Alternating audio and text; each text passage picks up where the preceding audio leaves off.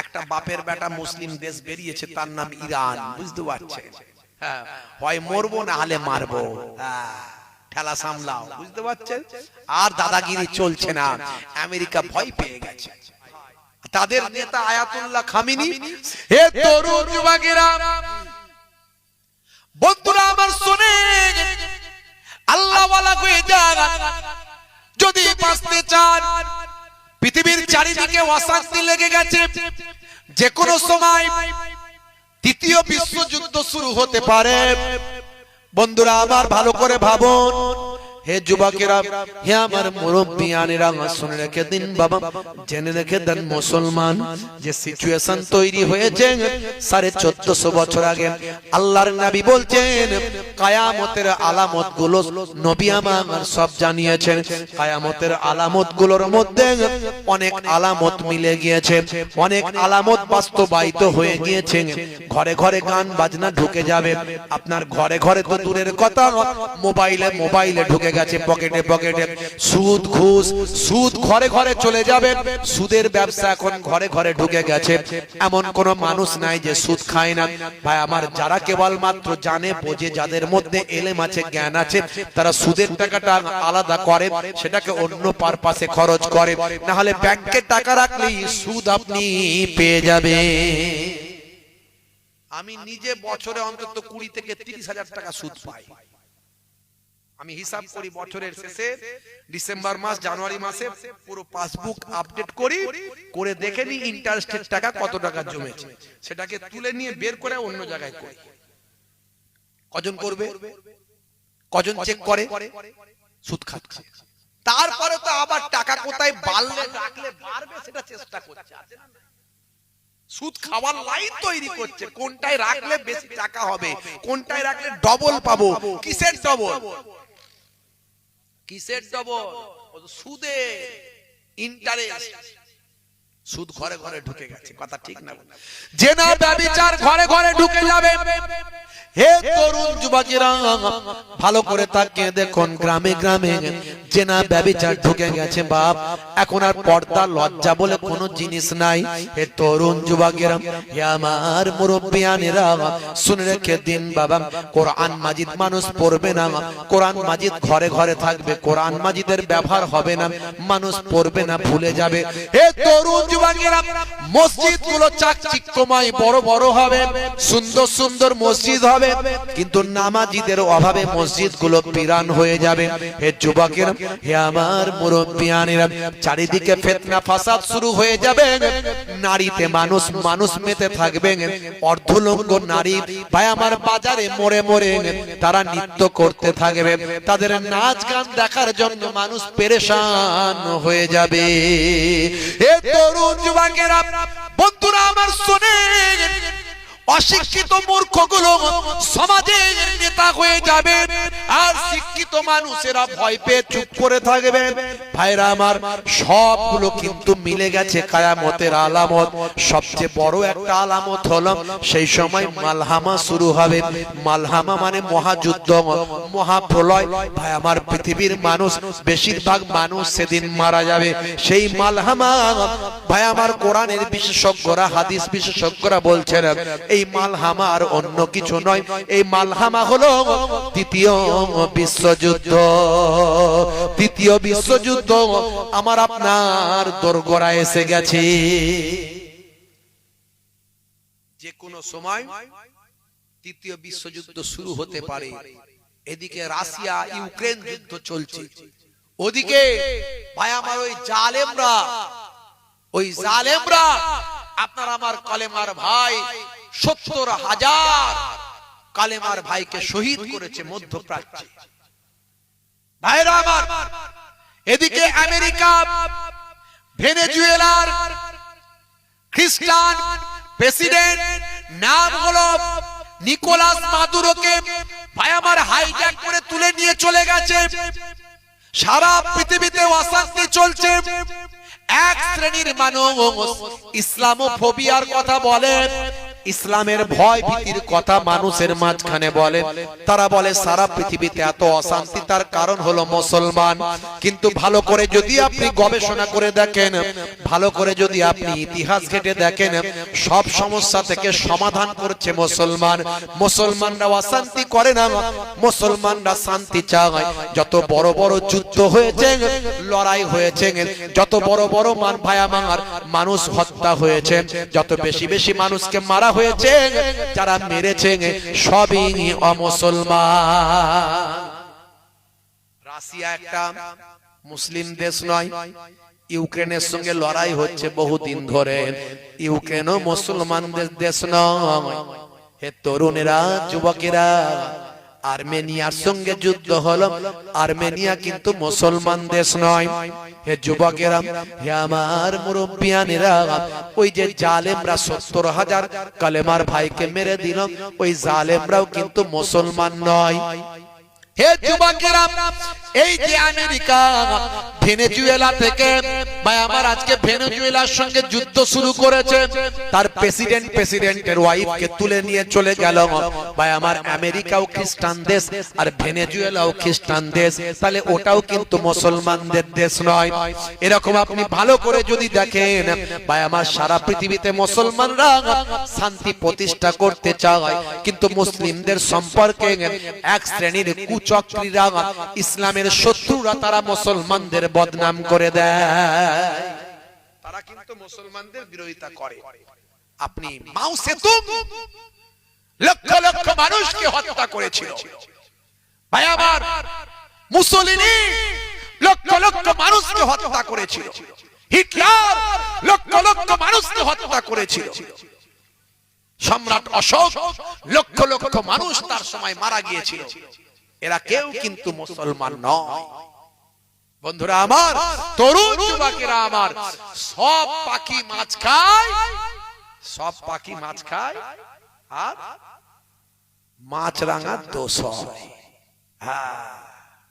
কিন্তু দুর্ভাগ্য, এই দোষটা হতো না যদি আমার মতো এরকম হাজার হাজার লোক প্রতিদিন বলতে পারত, তাহলে মানুষ বুঝে যেত যে সত্যকে মিথ্যা দিয়ে ঢাকা দেওয়া যাবে না। কিন্তু না বললে বুঝবে কি করে? প্রমাণ দিতে হবে, তথ্য দিতে হবে, বলতে হবে। বলার লোক তো নাই। এর জন্য জ্ঞান অর্জন করতে হবে, এর জন্য গবেষণা করতে হবে, চেষ্টা করতে হবে, সদিচ্ছা রাখতে হবে, সৎ সাহসও রাখতে হবে। ভয় পেলে তো চলবে না। শত্রু তো আমারও আছে, আর এসব কথা আমি মানুষের কাছে বলি, এটা তো এক শ্রেণীর মানুষ চাই না, তাই না ভাইরা আমার? কিন্তু আল্লাহর উপর ভরসা করে বলি, যতদিন বাঁচবো হক কথা বলবো, কওমের কথা বলবো, মানুষের কথা বলবো, হিন্দু মুসলমান খ্রিস্টান জৈন বৌদ্ধ সাধারণ মানুষের কথা বলবো, অনেক সৎ মানুষের কথা বলবো। হে তরুণ যুবকেরা, হে আমার বন্ধুরা, হে আমার মুরব্বিয়ানেরা, এই কঠিন মুসিবতের দিন আসছে বাপ। তরুণ যুবকেরা আমার, 1450 বছর আগে দয়ার নবী বলেছেন, ভাই আমার বিশ্বযুদ্ধ মালহামা শুরু হবে। বিশেষজ্ঞরা বলছেন সেই মালহামার অন্য কিছু নয়, সেটা হলো তৃতীয় বিশ্বযুদ্ধ। এই তৃতীয় বিশ্বযুদ্ধ যেটা হবে, এটা সাধারণ কোনো যুদ্ধ হবে না, এটা হলো পরমাণু বোমার যুদ্ধ হবে। এই পরমাণু বোমার যুদ্ধ হলে আমি আপনি ভাবছি, আমরা তো দিল্লিতে নয় কলকাতায় বাস করছি, আবার কলকাতা থেকে অনেক দূরে রাজারহাট পার করে, আমরা নিশ্চয় কোনো অসুবিধা নাই, ভালোই থাকবো, তাই তো নাকি?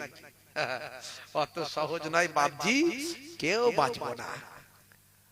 চাচাও বাঁচবে না, কাকাও বাঁচবে না, চাচিও বাঁচবে না, কাকিও বাঁচবে না, কেউ বাঁচবে না, সব জিনিস দুম ফটাস। এত লাপালাপি, এত হাঁপাহাঁপি কোনো কাজে লাগবে না, যে কোনো সময় লেগে যেতে পারে। ভালো করে তাকিয়ে দেখুন কি চলছে বিশ্বে। হে তরুণ যুবকেরা,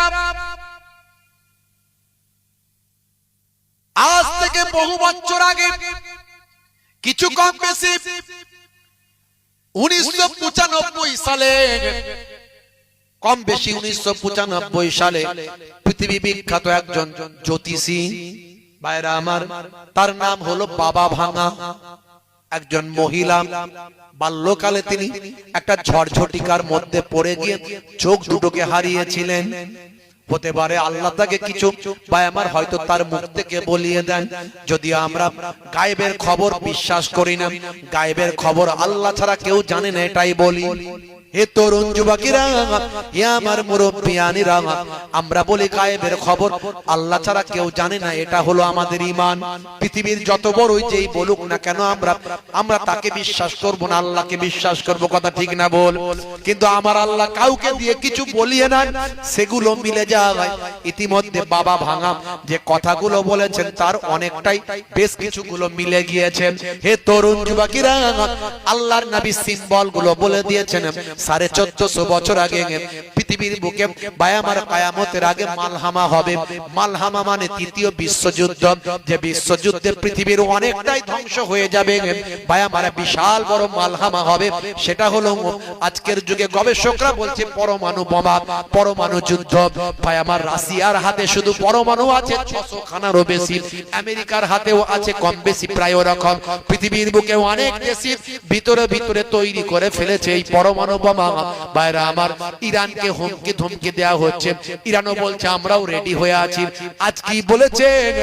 আমেরিকাকে আজকে হুমকি দিয়ে বলেছে ট্রিগারে আমরা হাত দিয়ে রেখেছি, যে কোনো সময় মেশিন আমরা চালিয়ে দেব। এতদিন আমেরিকা দাদাগিরি করছিল ভাই আমার, মুসলিম দেশগুলো শুধু জি হুজুর করছিল। একটা বাপের বেটা মুসলিম দেশ বেরিয়েছে, তার নাম ইরান। বুঝতে পারছেন? হ্যাঁ, হয় মরবো না হলে মারবো, ঠেলা সামলাও। বুঝতে পারছেন? আর দাদাগিরি চলছে না। আমেরিকা ভয় পেয়ে গেছে, আমেরিকা ভয় পেয়ে গেছে। ভাইরা আমার, তরুণ যুবকেরা আমার, তাই তারা অন্য আবার পলিসি তৈরি করেছে। আমাদের মাঝখানে বিভিন্ন মিডিয়া দিয়ে, আমাদের লোকজন দিয়ে মুসলিমদের মাঝখানে প্রচার করছে ওটা শিয়া, ওটা শিয়া। আরে শিয়া হলেও তো মুসলিম রে ভাই, শিয়াও মুসলিম। শিয়াদের 12টা ভাগ আছে। যারা আমার নবীকে মানে, আল্লাহকে মানে, সেটা আমার কলেমার ভাই। তাদের নেতা আয়াতুল্লাহ খামিনি সে সারা বিশ্বের সুন্নি এবং শিয়া সব মুসলমানকে ঐক্যবদ্ধ হওয়ার কথা বলেছে। জোরে বলুন সুবহানাল্লাহ। আর আমাদেরকে কিছু ভাইকে দিয়ে চক্রান্ত করে একটা মুসলিম দেশ ক্ষমতায় এগিয়েছে, তাকে রুখে দেওয়ার চক্রান্ত করছে। এটাও কিন্তু ষড়যন্ত্র। বুঝতে পারছি ভাইরা আমার, তরুণ যুবকেরা আমার, জালেমদের ষড়যন্ত্রগুলো বুঝতে হবে, জালেমদের ষড়যন্ত্রগুলো বুঝতে হবে। আমরা বুঝি না। তারা প্রথমে পয়েন্ট এ খেলে, মানে 10 নাম্বার এ, সেই 1 নাম্বার তাসে যদি না হয় তাদের আবার সূত্র তৈরি করা থাকে, পয়েন্ট নাম্বার 2 মারবো আমরা। এটাতে কাজ হয় কিনা দেখি, যাতে করে বিচ্ছিন্ন করা যায়। আমরা মানুষের কথা বলবো, ভাতৃত্বের কথা বলবো, বন্ধুত্বের কথা বলবো, শান্তির কথা বলবো। মুসলমান, হে তরুণ যুবকেরা, হে আমার বন্ধুরা, হে আমার মুরব্বিয়ানিরা, সেই ইরান কিন্তু আমাদের ভারতের আবার বন্ধু। ভারতের সঙ্গে সম্পর্ক ভালো, আলহামদুলিল্লাহ। যদি বলেন আলহামদুলিল্লাহ, ভারতের সঙ্গে সম্পর্ক ভালো। বুঝতে পারছেন? বরং বর্তমানে ভারত আমাদের দেশ কিন্তু একটা শক্তপোক্ত জায়গার মধ্যে গেছে।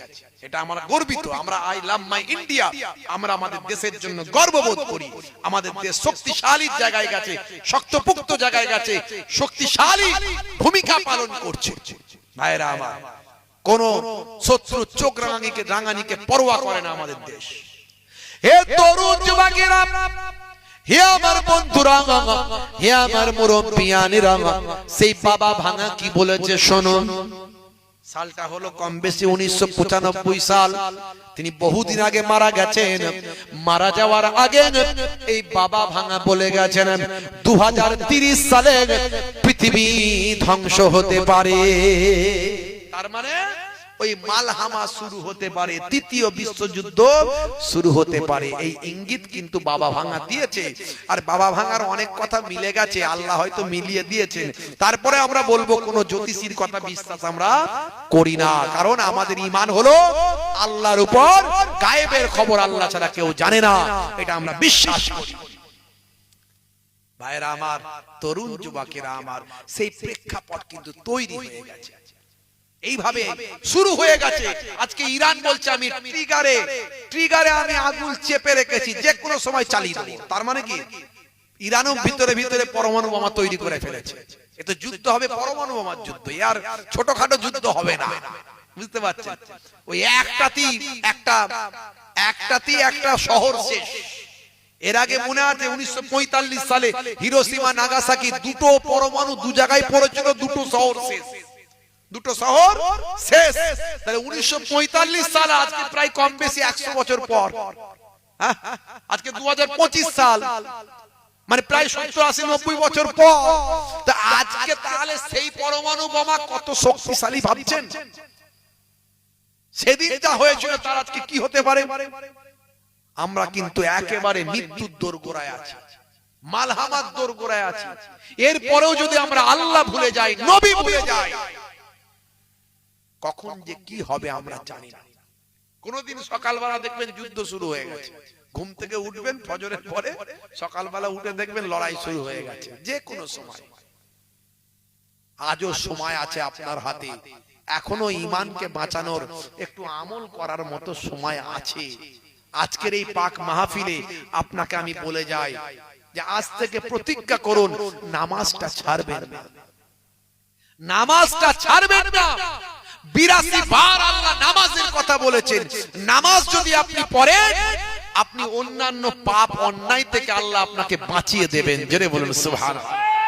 ইন্না সলাতা তানহা আনিল ফাহশাই ওয়াল মুনকার, নিশ্চয়ই নামাজ তোমাকে অশ্লীলতা ও অন্যায় থেকে দূরে সরিয়ে দেবে। জোরে বলুন সুবহানাল্লাহ। হে মুসলমানের লক্ষ্য করুন, নবী আমার দ্বীন শিখিয়েছিলেন, সুন্নতটা শিখিয়েছিলেন। বন্ধুরা আমার, তরুণ যুবকেরা আমার, সুন্নতের ইবাদতটা নবী শিখিয়েছিলেন, তার সঙ্গে সঙ্গে নামাজটা দিয়ে গেছেন। নামাজ সবচেয়ে বড় ইবাদত কি? জোরে, সবচেয়ে বড় ইবাদত, আফজালুল ইবাদাতে ইবাদাতুস সালাত। হে তরুণ যুবকেরা, হে আমার বন্ধুরা, শুনে রেখে দিন বাবা, জেনে রেখে দেন, হে মুসলমান, সবচেয়ে বড় ইবাদত হলো নামাজ। ইন্না সলাতা তানহা আনিল ফাহশাই ওয়াল মুনকার, নিশ্চয় নামাজ তোমাকে অশ্লীলতা অন্যায় থেকে দূরে সরিয়ে দেয়। যদি তুমি নামাজি হয়ে যাও, অন্যায় পাপ তোমার কাছ থেকে সরে চলে যায়। বন্ধুরা আমার, তরুণ যুবকেরা আমার, কিন্তু মুসলমান 100 জনের 95 জন 5 ওয়াক্ত নামাজ ছেড়ে দিয়েছে। কথা ঠিক না ভুল? আপনাদের এখানে সবাই নামাজি, তাই তো নাকি? 5 ওয়াক্ত নামাজি তো নাকি? নামাজি নাই? হাই রে হাই। কবরে যাওয়ার পরে সবচেয়ে আগে যে ইবাদত নিয়ে ফেরেশতা প্রশ্ন করবে, সেটা হলো বান্দা নামাজ পড়তে কিনা। আমার মারা যান ছোট হুজুর পীর কেবলা বলতেন, বাবা কি দিয়ে বোঝাবো? ঝুরা আর কোদাল দিয়ে বোঝাবো নাকি? বাবা নামাজ কেন ছেড়ে দিয়েছো? নামাজের ওয়াজ করতে গিয়ে ভাই আমার তিনি রাগান্বিত হয়ে বলতেন, বাবা কি দিয়ে বোঝাবো? ঝুরা আর কোদাল দিয়ে বোঝাবো নাকি? আমার দাদা জান পিন্নাগড়ি হুজুর পীর কেবলা বলতেন, বাবা দিনে রাতে 5 ওয়াক্ত নামাজ, এই 5 ওয়াক্ত নামাজের ভিতরে বাবা মাত্র 12 মিনিট করে যদি এক ওয়াক্তের সময় দেওয়া হয়, 5 ওয়াক্ত নামাজ পড়তে মাত্র 1 ঘন্টা সময় লাগে। এই 1 ঘন্টা যদি তুমি নামাজে দাও, আমার আল্লাহ তোমার বাকি 23 ঘন্টা সাকসেসফুল করে দেবে। মুয়াজ্জিন সেই জন্য 5 বার আওয়াজ দিয়ে বলে, কি বলে? হাইয়া আলাস সালাহ,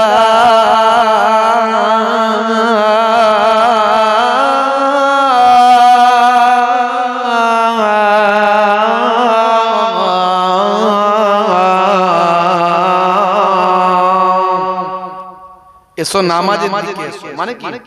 এসো নামাজের দিকে এসো। নামাজ এলে কি হবে? নামাজ এলে কি হবে? আল্লাহ বলছেন, বলে দাও মুয়াজ্জিন কি হবে যদি নামাজে আসে, কি দেব তাকে বলে দাও। মুয়াজ্জিন আবার বলছেন, হাইয়া আলাল ফালাহ,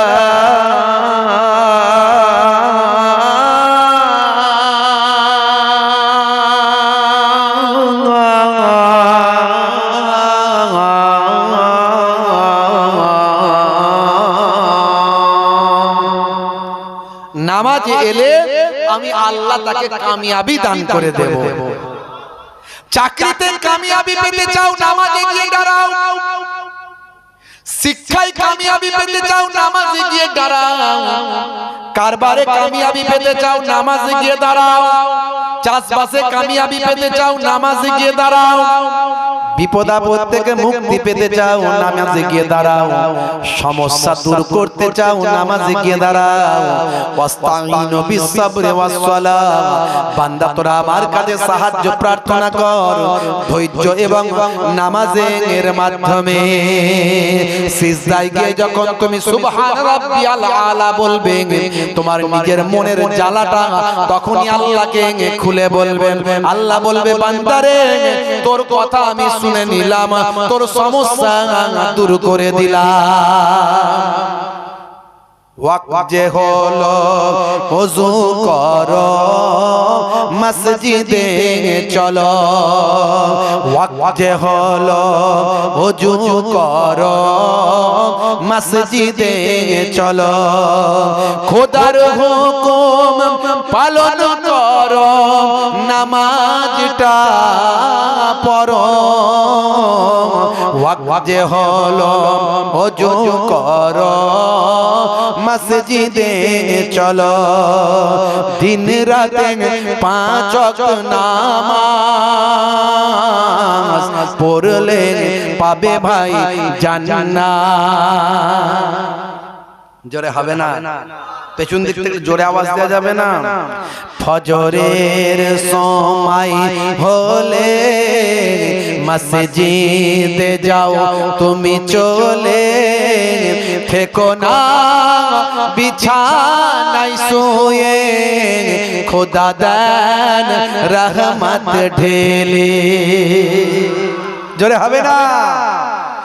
আসরের ওয়াক্তটা হলে অপচয় সময় না করে, মসজিদে যাও তুমি চলে, আমল নামা ডান হাতে পাবে।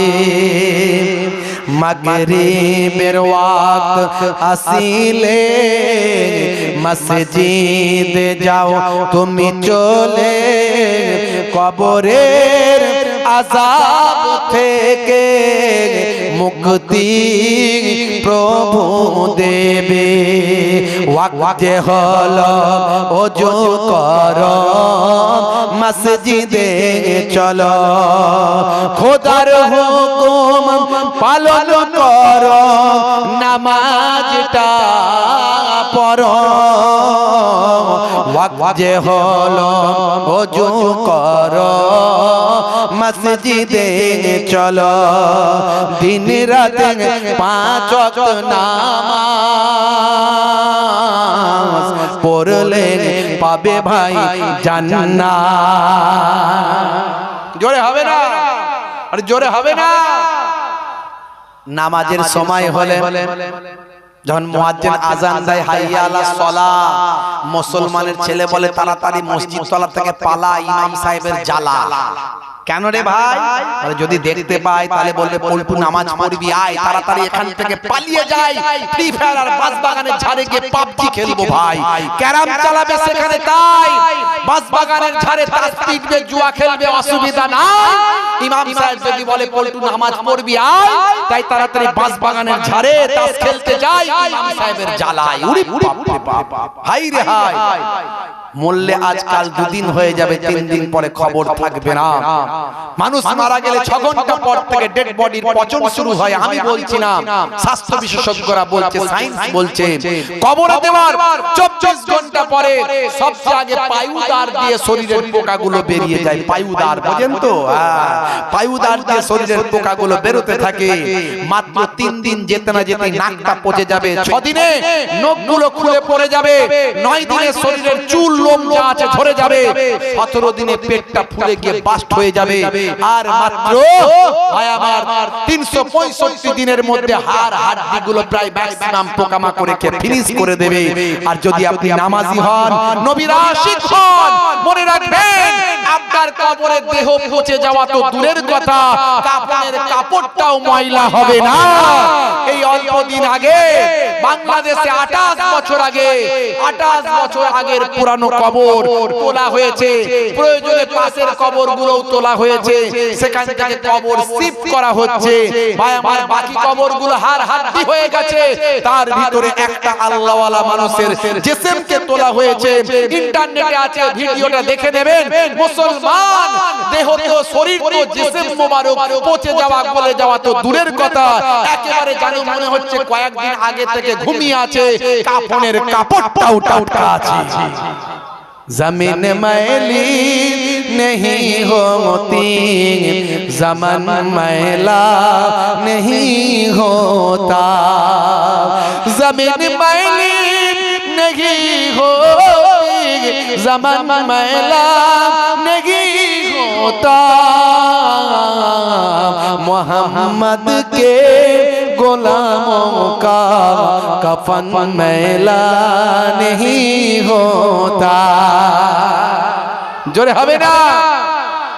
পুরুষেরা নামাজ ছেড়ে দেবেন না, মায়েরা নামাজ ছেড়ে দেবেন না, নামাজ পড়বেন। শত কাজের ভিতর থেকে 15টা মিনিট নামাজের জন্য বের করবেন।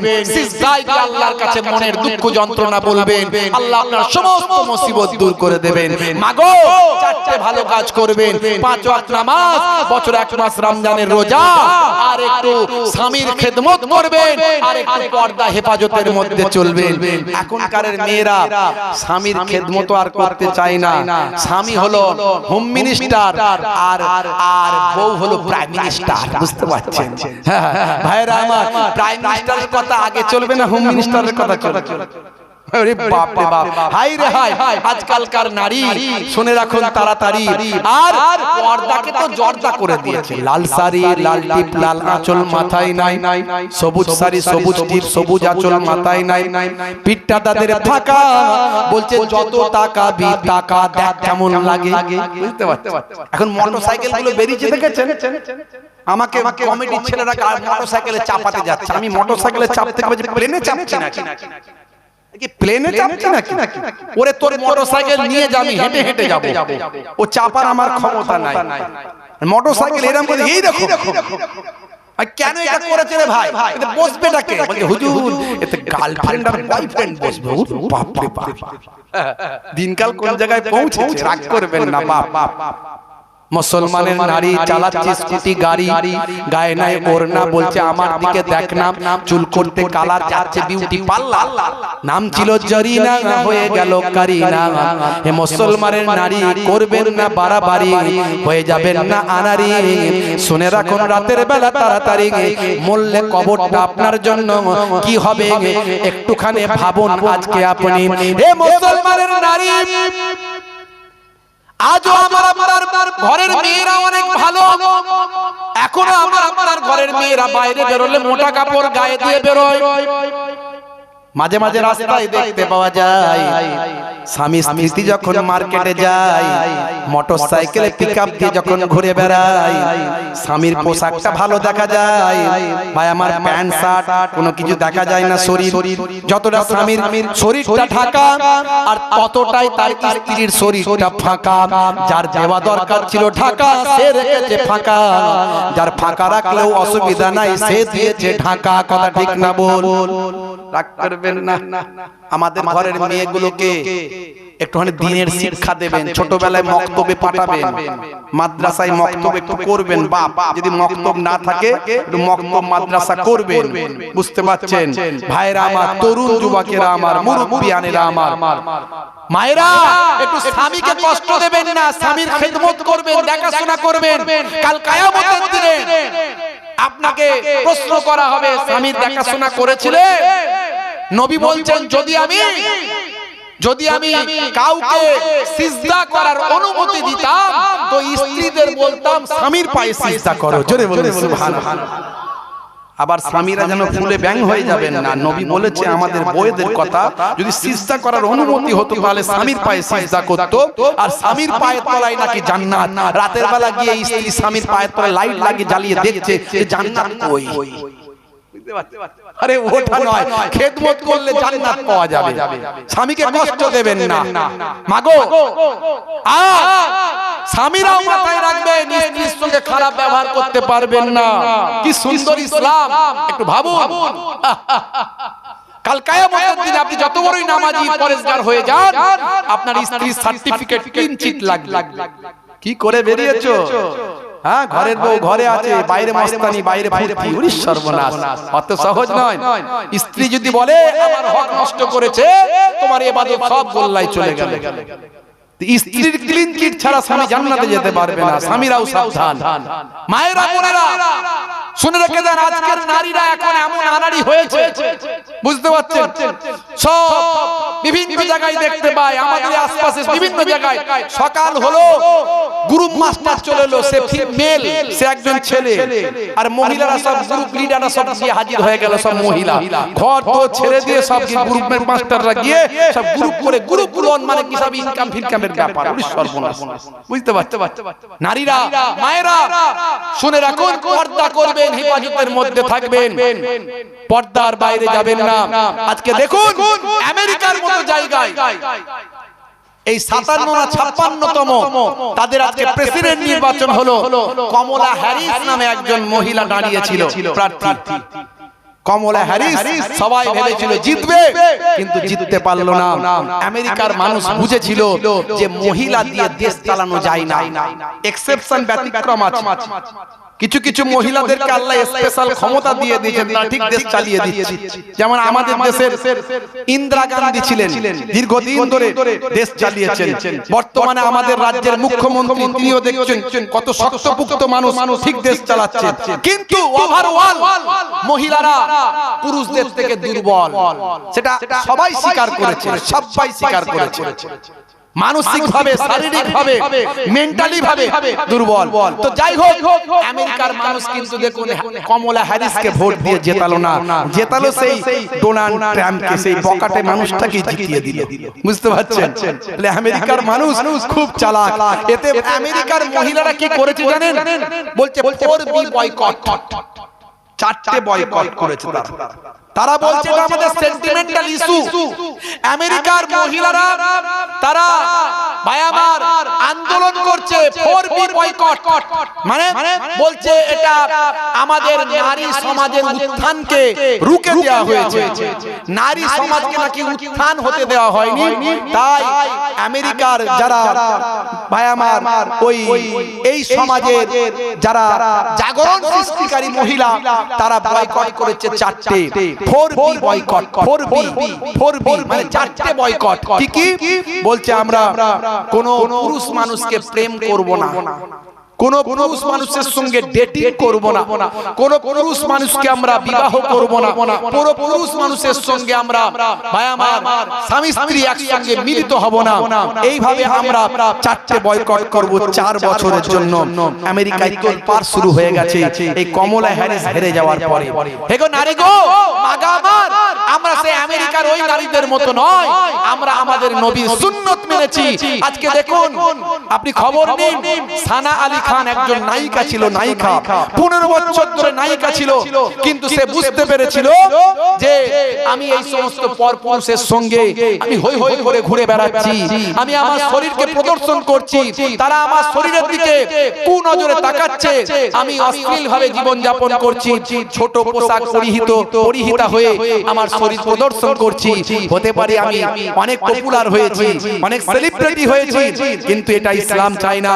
তিনি বলেন আমি স্বপ্ন দেখলাম আমি মারা গেছি, মারা যাওয়ার পর আমার কবরটা আগুনে টুকরা হয়ে গেছে, আমার আত্মীয় স্বজনকে আমি দেখতে পাচ্ছি, কেউ আমাকে বাঁচাতে আসছে না, তখন আমি কাঁদছি, আমার এক সময় ঘুম ভেঙে গেল, আমি বুঝতে পারলাম এটা আল্লাহর পক্ষ থেকে ইশারা করা হলো। সেদিন আমি ঠিক করলাম যে আজ থেকে আমি আর এই ফিল্ম ইন্ডাস্ট্রিতে থাকবো না। 15 বছরের ক্যারিয়ারকে ডিভোর্স দিয়ে সেদিন থেকে মাথায় হিজাব পরে, বোরকা পরে সেই সানা আলী খান আজকে ইসলামের কথা বলেন। আজকে তিনি নামাজি, একজন মুফতি সাহেবকে বিবাহ করে সারা পৃথিবীর মানুষকে বার্তা দিলেন যে আমরা ইসলাম মেনে চলি, রাসূলের সুন্নাত মেনে চলি। জোরে বলুন সুবহানাল্লাহ। হে তরুণ যুবকেরা, হে আমার বন্ধুরা শুনে রেখে দিন বাবা, জেনে রেখে দেন, মুসলমান পৃথিবীর বুকে কত শক্তিশালী মানুষগুলোকে আল্লাহ ধ্বংস করে দিয়েছেন। ফেরাউন, নমরুদ, সাদ্দাত, হামান, কারুন ধ্বংস হয়ে গেছে। হে তরুণ যুবকেরা, হে আমার বন্ধুরা, আউস বিন আনাকের কথা বলছিলাম, বলে শেষ করব, রাত অনেক হয়ে গেছে। কষ্ট হচ্ছে আপনাদের? কিছু কষ্ট হচ্ছে? একটু হ্যাঁ হুদান বাপেরা আমার, তরুণ যুবকেরা আমার, মুরব্বিয়ানেরা আমার, শুনে রেখে দিন বাবা, জেনে রেখে দেন, আউস বিন আনাক ভাই আমার, দোস্ত আমার, তাহলে নূহ নবীর জামানায়, নূহ নবীর জামানায় ভাই আমার, দোস্ত আমার, হযরতে নূহ নবীকে সে মেনেছিল। এইভাবে তার বয়স বাড়তে লাগলো, বয়স বাড়তে বাড়তে বাড়তে বাড়তে ভাই আমার মুসা নবীর জামানায় সে উপস্থিত হলো। মুসা নবীর জামানায় কিপ্তিদের পাল্লায় পড়ে সে বেঈমান হয়ে গেল। কিপ্তিরা তাকে অনেক খাবার দিতে লাগলো। কিপ্তিদের জন্য আল্লাহ এমন নিয়ামত দান করেছিলেন ভাই আমার, কিপ্তিদের জন্য খাবার আল্লাহ এমন দান করেছিলেন, একটা আনারের দানা, একটা বেদানার দানা কয়েকজনের পেট ভরে যেত একটা আনারের দানা খেয়ে। বেদানাতে কত দানা? একটা দানাতে কয়েকজনের পেট ভরে যেত, এমন আল্লাহ নিয়ামত দিয়েছিলেন কিপ্তিদেরকে। সেই কিপ্তিদের কাছে চলে গেল আউস বিন আনাক, সেখানে গিয়ে অনেক খাবার পেতে লাগলো।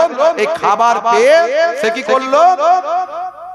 ঈমান ছেড়ে দিয়ে বেঈমান হয়ে গেল। বাবা মার, হে তরুণ যুবকেরা, হে আমার বন্ধুরা, হে আমার মুরব্বিয়ানেরা, শুনে রেখে দিন বাবা, জেনে রেখে দেন, হে মুসলমান একটুখানি খেয়াল করুন। এমন সময় হযরতে মুসা আলাইহিস সালাম 12টা বনি ইসরাইলের 12টা গোত্রের 12টা প্রতিনিধি কিপ্তিদের কাছে পাঠালেন। কিপ্তিদের কাছে পাঠিয়ে বললেন, যাও 12 জনকে আমি প্রতিনিধি করে কিপ্তিদের মাঝখানে পাঠালাম, যাও কিপ্তিদেরকে গিয়ে দাওয়াত দাও। হে তরুণ যুবকেরা আমার, হে আমার মুরব্বিয়ানেরা, শুনে রেখে দেন, জেনে রেখে দেন, এমন সময় 12 জন প্রতিনিধি কিপ্তিদের কাছে গিয়ে দাওয়াতটা দিয়ে দিলেন। মুসা নবীর পক্ষ থেকে দাওয়াত দিলেন। এমন সময় তাদেরকে পাঠানো হলো আউস বিন আনাকের কাছে। ওই 12 জন প্রতিনিধি আউস বিন আনাকের কাছে যখন গেল, আউস বিন আনাক বলল, তোমাদের মুসার সঙ্গে আমি কথা বলতে চাই, তোমাদের সঙ্গে আমার কথা বলার দরকার নাই।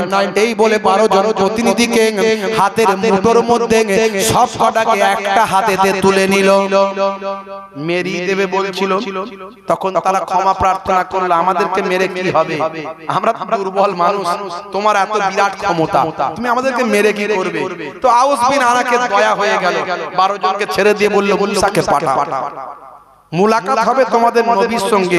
কেমন হাতের লাঠি ছাড়লে সাপ হয়ে যায়, হ্যাঁ, কেমন শক্তিশালী হয়ে যাবে, একবার দেখা করব, মুলাকাত করব। হে তরুণ যুবকেরা, হে আমার বন্ধুরা, শুনে রেখে দিন বাবা, জেনে রেখে দেন, হে মুসলমান, এমন সময় দেখতে পাওয়া যায় হযরতে মুসা আলাইহিস সালাম আউস বিন আনাকের সঙ্গে দ্বীনের দাওয়াত দেওয়ার জন্য পৌঁছে গেলেন। দ্বীনের দাওয়াত দিতে পৌঁছে গেলেন। সেই সময় আউস বিন আনাক হযরতে মুসা নবীর কথা শুনল না, হযরতে মুসা নবীর কথা শুনল না। মুসা নবী বললেন, হে আউস বিন আনাক, তুমি হেদায়েত হয়ে যাও, এইভাবে অন্যায় কাজে ধাবিত হইও না, আমার আল্লাহ তোমার উপর নারাজ। এখনো সময় আছে, আল্লাহ তোমাকে অনেক ক্ষমতা দিয়েছে, তুমি সেই ক্ষমতাটা ইসলামের জন্য কাজে লাগাও, তুমি সেই ক্ষমতাটা আল্লাহ এবং রাসূলের জন্য কাজে লাগাও। আউস বিন আনাক বলল, কিপ্তিরা আমাকে খেতে দেয়, তাদের জন্য আমি কাজ করব। সে মুশরিক হয়ে গেছে, তখন শিরক করছে, অন্যায় কাজে ধাবিত হয়েছে। হযরত আউস বিন আনাক মুসা নবীর সঙ্গে লড়াই করতে প্রস্তুত হয়ে গেল।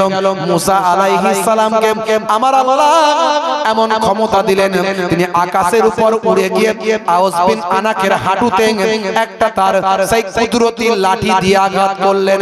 ওই এক লাঠিতে আউস বিন আনাক জমিনে পড়ল, জমিনে পড়ে একটা লাঠির আঘাতে সে মারা গেল। এত বিশাল শক্তিশালী আল্লাহর নবীর এক লাঠিতে কুদরতি লাঠির আঘাতে ধ্বংস হয়ে গেল।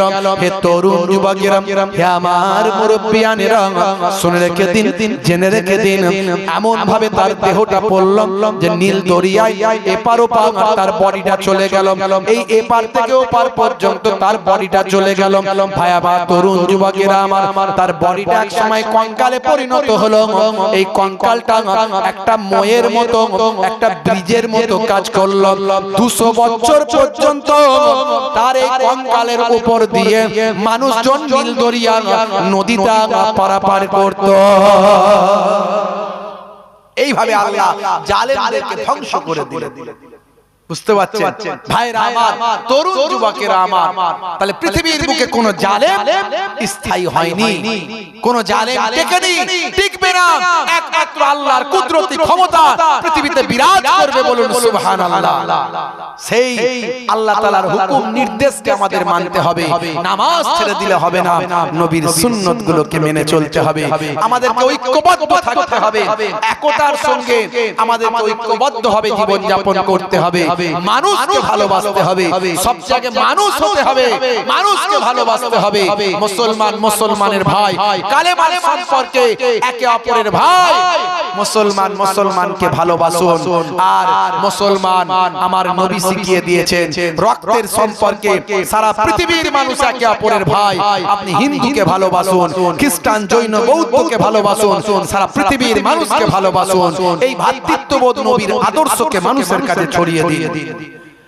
আমাদের প্রভু এক নবীর উম্মত, জীবন বিধান ওই শ্রীবাণী কোরআন। আমাদের প্রভু এক নবীর উম্মত, জীবন বিধান ওই শ্রীবাণী কোরআন। তবে কেন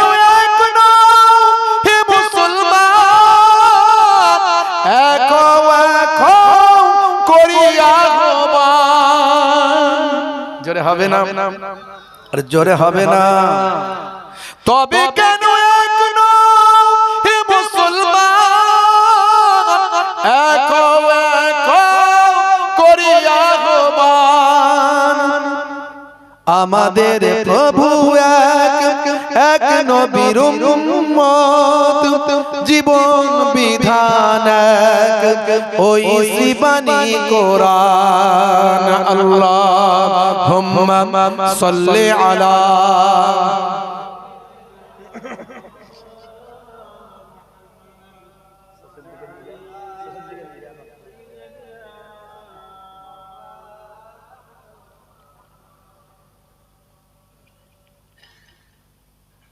বাইতুল্লাহ এক, মদিনা শরীফ এক, ওহদ পাহাড় এক, বদরের মাঠ এক। বাইতুল্লাহ এক, মদিনা শরীফ এক, ওহদ পাহাড় এক, বদরের মাঠ এক। একটা তো জীবন আর মরণ তো একটাই, একটা তো জীবন আর মরণ তো একটাই। সকলের তরে আছে একই স্থান। তবে কেন এক নহে মুসলমান এক করিয়া আহ্বান।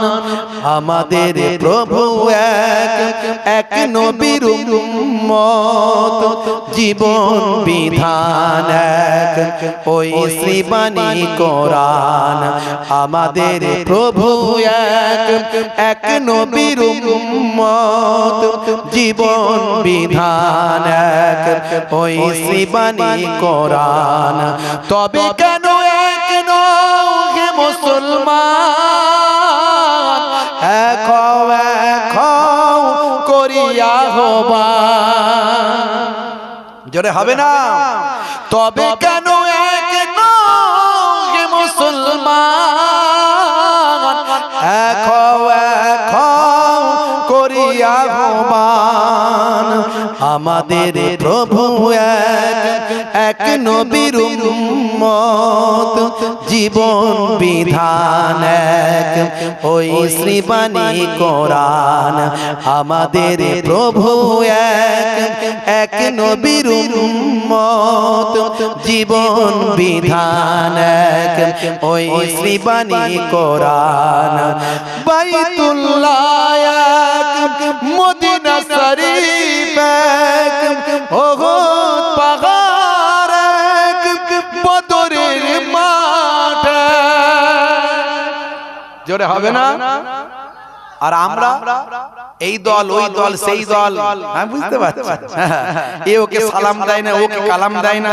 এখন মৌলবীরা দেখছেন না, বক্তারা, মাওলানারা, হুজুররা সব স্টেজে ইওর বিরুদ্ধে ওর বিরুদ্ধে জোরদার। তো মাওলানাদের মধ্যে হুজুরদের মধ্যে যদি মিল না থাকে, সাধারণ মানুষের মধ্যে মিল থাকবে কি করে? কথা ঠিক না ভুল? বাইতুল্লাহ এক, মদিনা শরীফ এক, ওহুদ পাহাড় এক, বদরের মাঠ এক। একটা তো জীবন আর মরণ তো একটাই, একটা তো জীবন আর মরণ তো একটাই। সকলের তরে আছে একই স্থান। তবে কেন এক নহে মুসলমান, এক করিয়া হবান। তবে কেন এক নহে মুসলমান, এক করিয়া হবান। জোরে হবে না? আরে জোরে হবে না? আমরা সব ঐক্যবদ্ধ থাকবো, মনে আমাদের যা আছে আছে, যে যে সিলসিলা, মাযহাব, দল, মত যাই করি না কেন, রাজনীতি যে যা করি, আমরা কালেমার ভাই সব এক। জোরে বলুন সুবহানাল্লাহ। জোরে হবে না সুবহানাল্লাহ? দেওয়ালে পিঠ থেকে গেছে বাবা, আর বিভাজন করবেন না, ঝগড়া করবেন না, বন্ধ বন্ধ করুন। আর যারা এই ঝগড়ুটে গুলো, এদের থেকে দূরে থাকুন, ঝগড়ুটে গুলো থেকে দূরে থাকুন। এরা ইসলামের ক্ষতি করছে, এরা ইসলামের বার্তা মানুষের কাছে খারাপ দিচ্ছে। অমুসলিমরা আজকে ইন্টারনেটের যুগ, কোটি কোটি লক্ষ লক্ষ অমুসলিম, আমার হিন্দু, খ্রিস্টান, জৈন, বৌদ্ধ ভাই এখন আলেম ওলামাদের ওয়াজ শুনছে। তারা কি ভাবছে? তারা কি ভাবছে? একটু ভাবুন। অথচ আমার নবী কি সুন্দর বার্তা দিয়েছেন, সে সুন্দর বার্তাকে মানুষের কাছে পৌঁছাতে পারছি না, আমরা খারাপ বার্তা পৌঁছে দিচ্ছি। কথা ঠিক না ভুল? বাবা মার আমাদেরকে সচেতন হতে হবে। আল্লাহ রাব্বুল আলামিন সঠিক সকলকে বোঝ দান করুক, সহি বোঝ সকলকে দান করুন। বলুন আল্লাহুম্মা আমিন। যাই হোক বাপেরা আমার, বিদায় নেব। অনেক আলোচনা, নামাজটা পড়বেন, নামাজ ছাড়বেন না, নামাজ ছাড়বেন না। অনেক নামাজের আলোচনা করলাম, আর সুন্নাত গুলো মেনে চলবেন। অনেক সুন্নাত আছে, আপনারা জেনে নেবেন, পড়ে নেবেন। আমি কিছু বলেছি, তবে সবচেয়ে বড় সুন্নাত মুখের দাড়ি। আমি সব জায়গায় বলি আলহামদুলিল্লাহ। আমাকে অনেকেই ফোন করে বলে, হুজুর আপনার কথা শুনে মুখে দাড়ি রেখেছি, আপনার কথা শুনে নেশা ছেড়ে দিয়েছি, আপনার কথা শুনে নামাজ ধরেছি, আপনার কথা শুনে আমি আমার চরিত্রকে পাল্টে ফেলেছি। আমার পাঁচটা আঙ্গুলে সোনার আংটির উপর আংটি ছিল, গলায় চেন ছিল, হাতে ব্রেসলেট ছিল। আমি শাহরুখ খানের, সলমান খানের ভক্ত ছিলাম, ত্যাগ করে দিয়ে সব সোনা রূপা খুলে দিয়ে এগুলো হারাম। পুরুষদের জন্য সোনা রূপা পরা হারাম। একমাত্র 4 আনা ওজনের, 4 আনা ওজন আংটি পরা ছাড় দেওয়া হয়েছে। 4 আনা ওজন রূপো ছাড় দেওয়া হয়েছে। তো এই 4 আনা বাদ দিয়ে সব আমি খুলে ফেলে দিয়েছি। আমি এখন নবীর ভক্ত হয়ে গেছি। তখন আমার হৃদয়টা বড় হয়, আমার ওয়াজ করা সার্থক, আমার ওয়াজ করা সার্থক। আমি যতক্ষণ ওয়াজ করি, আমি আমার লাইফে এ পর্যন্ত কিছু কম বেশি প্রায় 22 থেকে 25 বছর জলসা করছি। 22 থেকে 25 বছরে আল্লাহ আমাকে এই জায়গায় নিয়ে এসেছেন, আল্লাহর মেহেরবানি, আমার আমাদের দোয়া, আমার আব্বা আম্মার দোয়া। কেউ আমাকে জলসায় নিয়ে গিয়ে কোনোদিন তোলেনি, কেউ আমাকে জলসায় নিয়ে গিয়ে কোনোদিন পরিচয় করায়নি।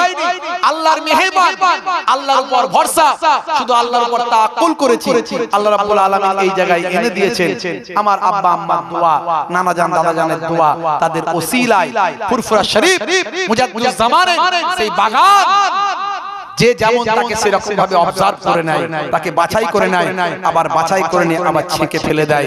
অনেক এলো, বড় বড় নাম দাম অনেক কিনলো, আবার কোথায় যে হারিয়ে গেল কোনো খবর নাই। আলহামদুলিল্লাহ, আল্লাহ 22 থেকে 25 বছর ধরে আজকে এই পাক মাহফিলে ঘোরাচ্ছেন। যত দিন যাচ্ছে দাওয়াত নিয়ে শেষ করতে পারিনি। প্রতিদিন 1-150 খানা জলসা শুধু ফিরিয়ে দিয়ে, 1-150 খানা জলসা শুধু ফিরিয়ে দি বলে হবে না। 2-3 বছর আগে থেকে ডেট করলে তবে পাওয়া যায়। একবার যার মিস হয়ে গেছে তার আর সেখানে যাওয়া হওয়া মুশকিল হয়ে যায়।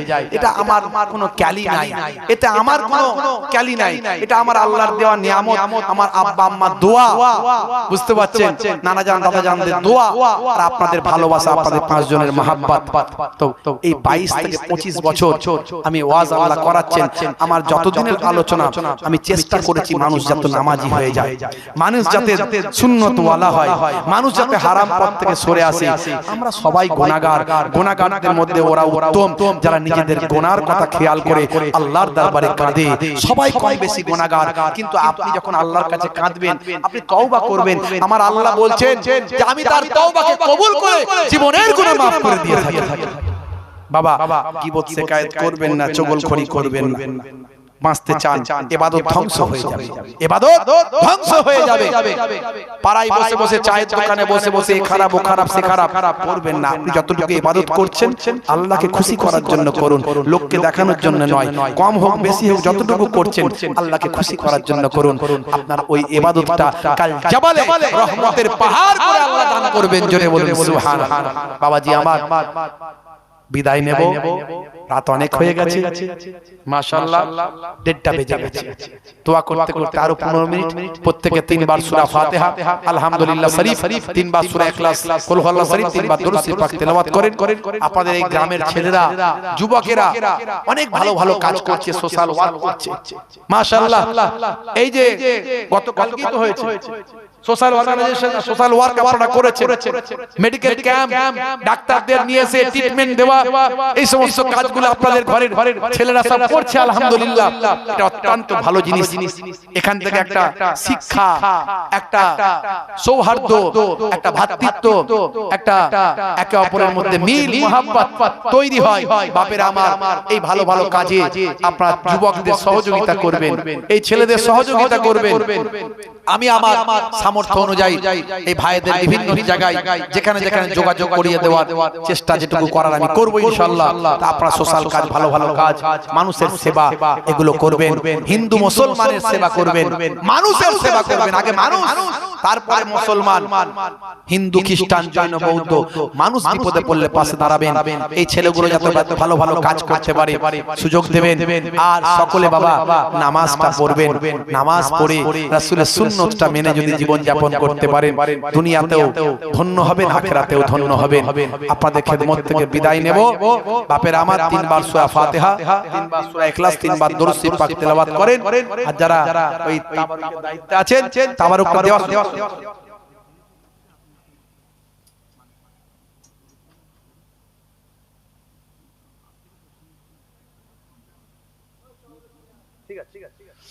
প্রত্যেকে 3 বার সূরা ফাতিহা, আলহামদুলিল্লাহ শরীফ, 3 বার সূরা ইখলাস, কুল হুয়াল্লাহু শরীফ, 3 বার দুরূদ শরীফ পাক তেলাওয়াত করেন।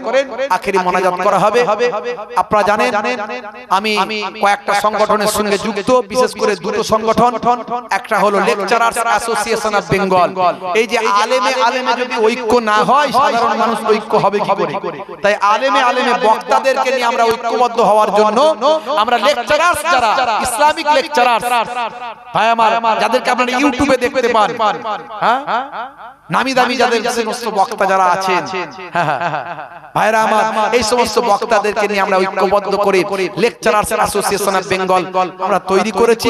সেই ল্যাবের শর্ট ফর্মের ল্যাবের পক্ষ থেকে আমরা সোশ্যাল কাজ, সামাজিক কাজ, এডুকেশনের দিক থেকে শুরু করে বিভিন্ন রকম অর্গানাইজেশন আমরা কাজ করে চলছি।